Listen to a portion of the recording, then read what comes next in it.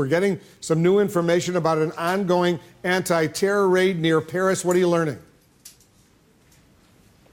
That's right, Wolf. So what we know so far is that these raids are ongoing, unfolding as we speak. They're taking place in the Paris suburb of Argenteuil. Now, we just heard from the French Interior Minister. He said that they believe they have foiled a significant plot, that it was in an advanced stage. Essentially, earlier today, they arrested a person who was a high-level threat.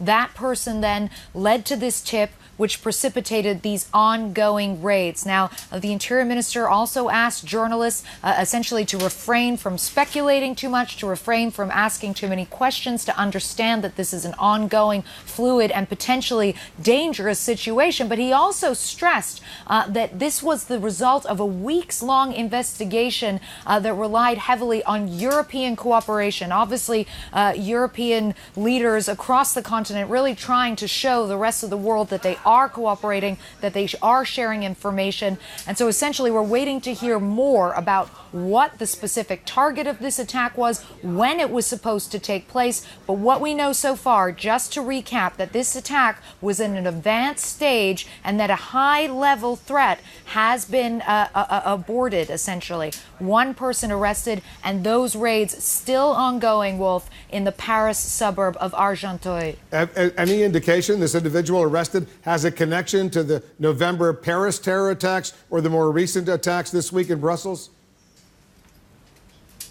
So far, there's no indication of that, Wolf. We simply don't know. The only thing we do know is that he is a French national. Obviously, with the Paris and the Belgium attacks, most of the perpetrators involved were either French nationals or Belgian nationals, with the exception of 2 Iraqi nationals who also participated in the Paris attacks. But at this stage, we're seeing a really common thread here, which is European leaders being quite tight-lipped, trying to give as little information to journalists as they can, for the obvious reason, of course, that they don't want journalist activity to tip off people in the larger network and potentially threaten these ongoing operations, Wolf.